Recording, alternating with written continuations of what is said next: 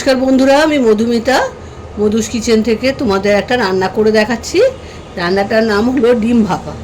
প্রথমে আমি একটা টিফিন বক্স নিচ্ছি। টিফিন বক্সের মধ্যে কি কি দেবো সেটা তোমাদের দেখাই। মিক্সিতে পোস্ত 50 গ্রাম পোস্ত আর 4টে কাঁচা লঙ্কা পেস্ট করে নিয়েছি, এটা আমি দিয়ে দিচ্ছি। মিক্সিটা ধুয়ে একটুখানি জলও দিচ্ছি, সামান্য একটু জল মিক্সিটা ধুয়ে দিয়ে দেবো।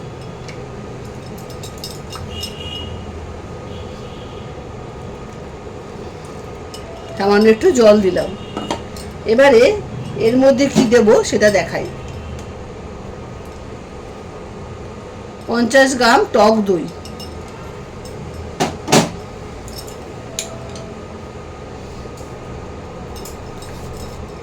আন্দাজ মতো হলুদ গুঁড়ো,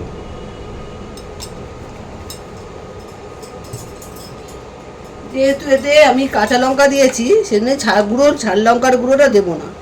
কালারের জন্য কাশ্মীরি লঙ্কার গুঁড়ো দিলাম 1 চামচ।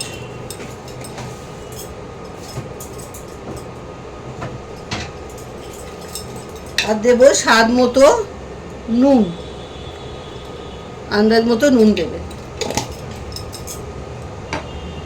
এবারে দেব 2 চামচের মতো সর্ষের তেল।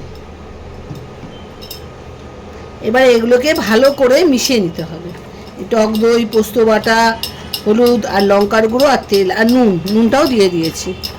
ভালো করে মিশিয়ে নিতে হবে যাতে কোনো টক দই বলো আর সব মিশে যায় একসঙ্গে, সেইভাবে ভালো করে মিশিয়ে নিতে হবে। আমি কিন্তু আজকে হাঁসের ডিমের ভাপা করব। ডিমগুলোকে আমি সেদ্ধ করে নিয়েছি। সেদ্ধটা তোমাদের দেখাইনি, সেদ্ধটা করা হয়ে গেছে। এবার আমি রান্নাটা আরম্ভ করব। এটা মিশিয়ে নিলাম আর একটু ভালো করে মিশিয়ে নেবো যাতে কোনো খিস না থাকে, তাহলে খেতে খারাপ লাগবে, মুখে পড়বে, খেতে খারাপ লাগবে। আমি এটা ভালো করে মিশিয়ে নিলাম। এটা মিশিয়ে এক সাইডে রেখে দিয়েছি। এবারে ফ্রাই প্যানটা বসিয়ে দিয়েছি। এবার সর্ষের তেল দিলাম। তেলটা একটু গরম হোক, তারপরে কি কি করব তোমাদের সেটা দেখাবো। তেলটা গরম হয়ে গেছে। এবারে এই সেদ্ধ করা ডিম, 6খানা সেদ্ধ করা ডিম আছে, এই ডিমগুলো এবারে আস্তে আস্তে আমি দিয়ে দেবো।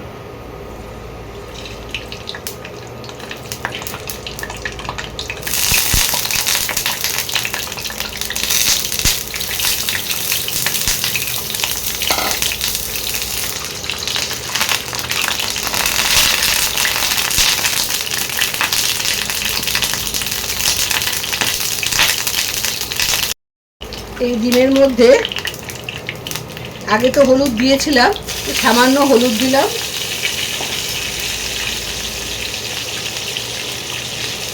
সামান্য কাশ্মীরি লঙ্কার গুঁড়ো দিলাম, আর দিলাম নুন, সামান্য নুন দিলাম। আর ডিমের কালারটা খুব সুন্দর আসছে। এবারে আমি এইভাবে নাড়িয়ে নাড়িয়ে ডিমগুলোকে ভেজে নেব। ডিমগুলোর কালারও খুব সুন্দর হবে। খুন্তি দেওয়ার দরকার নেই, এমনি নাড়ালেই ভাজা হয়ে যাবে। ডিমগুলো সুন্দর কালারও হয়ে যাবে আর ভাজাও হয়ে যাবে।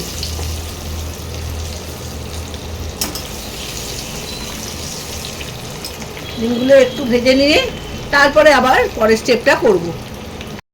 দেখো বন্ধুরা, ডিমগুলো ভাজা হয়ে গেছে। এবারে আমি আস্তে আস্তে তুলে নেবো। ডিমগুলো সুন্দর কালারও এসে গেছে।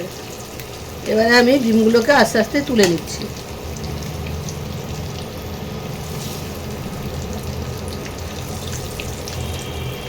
আর ভাজার দরকার নেই।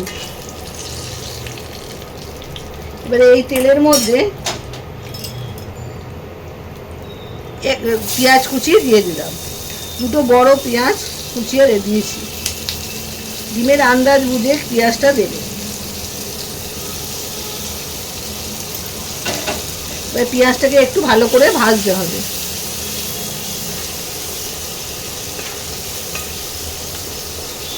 ভালো করে ভেজে নিই, তারপরে অন্য উপকরণগুলো আস্তে আস্তে দেব। পেঁয়াজটা নরম হয়ে এসছে, আর একটু ভাজতে হবে। এই সময় আমি টমেটো কুচিটা দিয়ে দেবো। একটা টমেটো কুচিয়ে রেখেছি, সেটা আমি দিয়ে দিলাম। এবার টমেটোটাকেও পেঁয়াজের সঙ্গে ভাজতে হবে। টমেটো আর পেঁয়াজ দুটোই ভালো করে ভাজাও হয়ে যাবে। নুন, হলুদ, কাশ্মীরি লঙ্কার গুঁড়ো যেহেতু দেওয়া আছে, এর মধ্যে আর কিচ্ছু দেবো না, শুধু ভাজতে হবে একটু ভালো করে।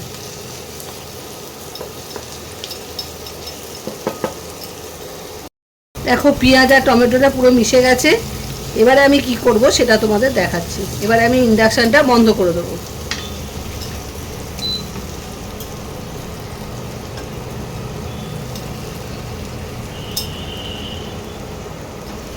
এই যে টিফিন বক্সটা নিয়ে এসেছি, এর মধ্যে এইটাকে দিয়ে দেবো।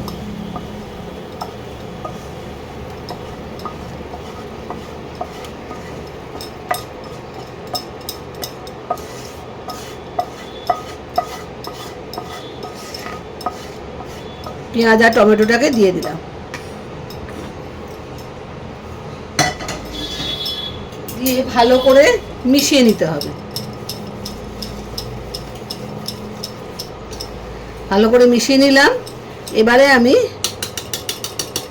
ভাজা ডিমগুলোকে এর মধ্যে দিয়ে দেবো।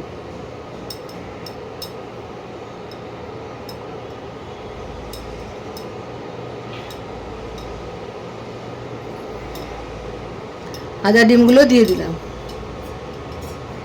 দিয়ে এবারে কটা কাঁচা লঙ্কা, দুটো কাঁচা লঙ্কা ছিঁড়ে এর মধ্যে দিয়ে দেবো, আর একটু সর্ষের তেল, কাঁচা সর্ষের তেল এর মধ্যে দিয়ে দেবো 1 চামচের মতো।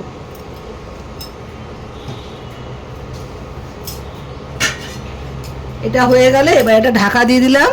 এইবার আমি কড়াইতে জল দিয়ে এটাকে ভাপে বসাবো। কড়াইতে জল দিয়েছি, জল দিয়ে টিফিন বক্সটা বসিয়ে দিয়েছি।